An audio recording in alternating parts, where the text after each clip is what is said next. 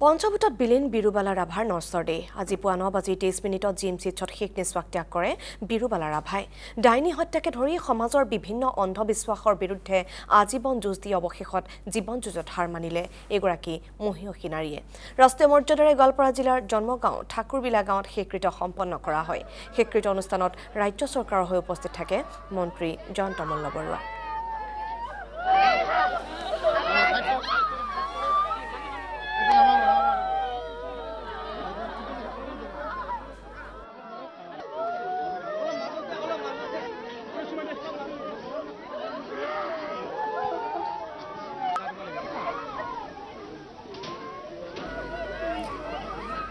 আৰু দীৰ্ঘদিন ধৰি জটিল কৰ্কট ৰোগত আক্ৰান্ত হৈ চিকিৎসাধীন হৈ আছিল বিৰুবালা ৰাভা 1954 চনত গোৱালপাৰাত জন্ম লাভ কৰা বিৰুবালা ৰাভাই একানপতীয়াকৈ ডাইনী হত্যাৰ বিৰুদ্ধে সজাগতাৰ সৃষ্টিৰ প্ৰয়াসৰে এক আন্দোলন গঢ়ি তুলিছিল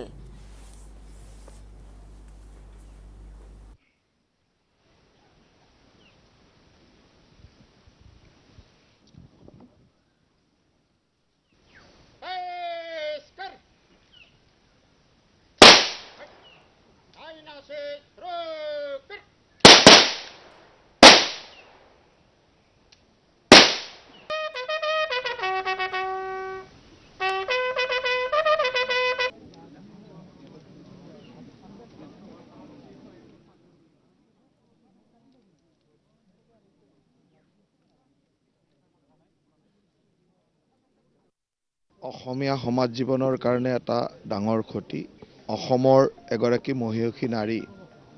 অদম্য সাহসী পদ্মশ্ৰী বিৰুবালা ৰাভাৰ বিয়োগে আমাক সকলোকে ব্যথিত কৰিছে আৰু আজি মাননীয় মুখ্যমন্ত্ৰী ডাঙৰীয়াৰ হৈ আৰু অসম চৰকাৰৰ হৈ মই ইয়াত উপস্থিত হৈছোহি আৰু সম্পূৰ্ণ ৰাজ্যিক মৰ্যাদাৰে তেখেতৰ অন্ত্যেষ্টিক্ৰিয়া সম্পন্ন কৰা হৈছে আৰু আহি মই শোকসন্তপ্ত পৰিয়ালবৰ্গলৈ সমবেদনা জ্ঞাপন কৰিছোঁ বাইদেউক আমি এগৰাকী গাঁৱৰ ভিতৰত সাহসী মহিলা বিচাৰি পাইছিলোঁ